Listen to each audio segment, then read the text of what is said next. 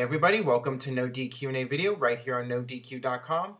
Last night was TNA Against All Odds. We have another WWE pay-per-view coming up, Elimination Chamber, this Sunday.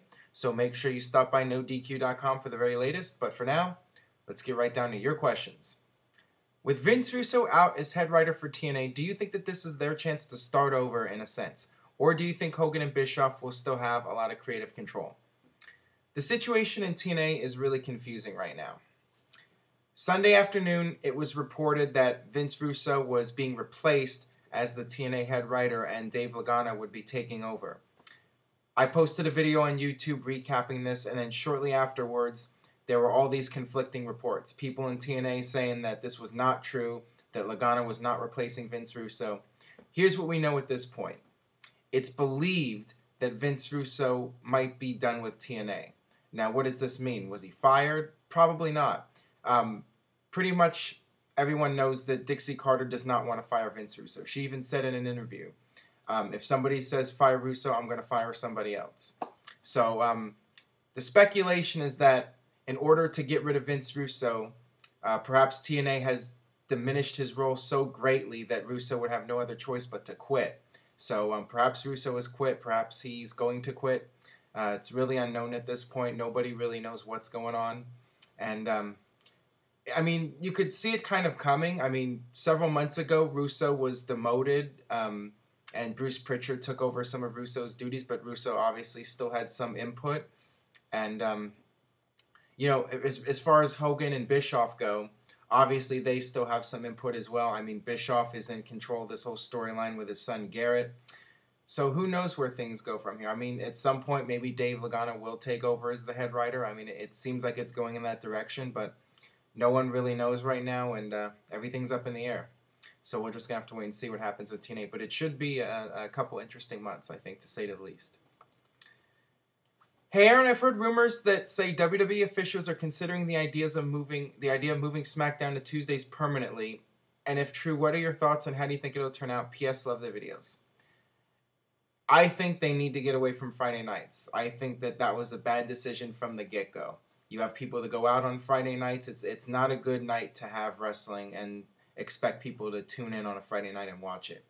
I think Thursday nights were really good for WWE, but obviously with TNA, I mean, they could go back on Thursday nights just to screw with TNA, but I don't know if they're going to do Tuesdays unless they go live. That would be the only way that could work out. I think if they do move away from Fridays, I think it'll either be Thursday or maybe even Wednesday night. Who knows? But yeah, I would definitely move away from Fridays. But for whatever reason, it hasn't happened yet, and not really sure why. Because every time they've done like a special Tuesday SmackDown or whatever, it's always done a better rating than what they do on Fridays. So I really don't know. Hey Aaron, great videos. Two-part question. With Kane and Cena's feud boring and almost over, where do you see Kane's feud headed? WWE title, tag team title, etc. And will he ever have the fire that his character once had? I expect that after the Cena feud, Kane will be feuding with Zack Ryder. That seems to make logical sense. And neither of those guys have a match for WrestleMania 28, so it would make sense to put them in against each other. I don't really see a whole lot for Kane. I think that he came back with this mask as a last-ditch effort to do something with his character and to give him a proper send-off, I guess. Just something for him to do before he retires, and you know, the guy's getting up there. I don't really think we're going to see Kane at that top level again. I think that he is past his prime, and that's nothing against him. I just think that the character has kind of worn itself out, and you know, there's new guys coming up, and you got to start focusing more towards the future. So yeah, I don't really see a whole lot more coming out of Kane, but hopefully Zack Ryder gets something out of it, because you can really use this as an opportunity to build up Zack Ryder and make him something special. So we'll see. Hey Aaron, love the show. Since Road Dogg returned to WWE, do you think we'll see another DX reunion? Also, do you think that WWE will induct all the original members of DX into the Hall of Fame one day? I don't expect another DX reunion at this point. I think that they really milked that as much as they could with Triple H and Shawn Michaels in 2009, 2010. I just think it's time to move on to something else. And As far as inducting all the members of DX, I definitely see that as a strong possibility.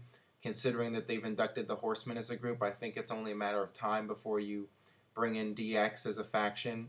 And yeah, definitely bring back Road Dogg, maybe Billy Gunn, X-Pac, so on and so forth. I think that would be really cool. Not sure if China will be part of it, but yeah, those other guys in the Hall of Fame would be really cool. TNA recently got bad ratings, but they were out of the impact zone. In my opinion, a new place, good crowd, the ratings should have been good. What could be the possible reason for this? I think I talked about this a few weeks ago. Going to a new venue alone isn't going to change the ratings. It's not the location that is the biggest problem. The biggest problem is obviously your booking, your storylines, your character development. But they, at the same time, they do really need to get out of the impact zone. I mean, the crowd at the impact zone, they've really lost their passion. You look back to when TNA first started going to Orlando, and the crowds were so hot, they were so into everything, and now they just don't care. It got to the point where TNA has to pipe in crowd chants now because the people there are completely dead. I mean, they get in for free, so you know, they just show up to watch wrestling, but their hearts aren't really in it anymore. So and plus the whole concept that TNA looks so much more major league when they're in a big arena with a lot of people. It's night and day. It makes TNA look like they're a serious, successful wrestling company. So yeah, and the thing also with that is when you go to different locations and you have different crowds, you're able to get a better idea of what's working and what's not working. When you do something in the impact zone, that's just one group of people. So if they react to something, that doesn't mean that somebody in like St. Louis, Missouri is going to react the same way, or somebody in Seattle, Washington, a group of people there. So you really got to go to different crowds and see how different people react to your characters and your storylines. And yeah, I would, if it was me, I would spend the money and go on the road more, even if you're losing money for a period of time. It's just something, it's a risk you have to take, I think. Hey Aaron, there was so much hype about Sting versus Undertaker last year at WrestleMania 28. But would the average WWE fan of today even know who Sting is after so much time has passed since WCW? I'm talking about the Cena kids, the PG era fans. That's a really good point. The thing is, so many years have passed, and I've said this before, the longer you wait, the less likely that it's going to make a big impact. Because, yeah, a lot of the newer fans aren't even going to know who Sting is. Now, the one advantage WWE has is all the videotapes, the video library. So they can show all these clips of Sting and build him up through video packages. I mean, that's really all they can do. But yeah, if they keep putting it off and putting it off, it's just not going to have much meaning.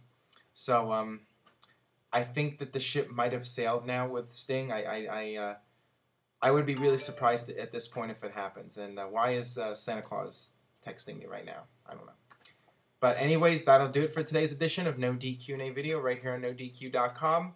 Make sure you follow me and follow my tweets on Twitter, twitter.com/NoDQDOTCOM. Same thing for Facebook, facebook.com/NoDQDOTCOM. You can even add me on my personal page, facebook.com/AaronRift. I'd like to chat with some of you guys, so friend me on there. And stay tuned to NoDQ.com for the very latest, and we'll see you next time.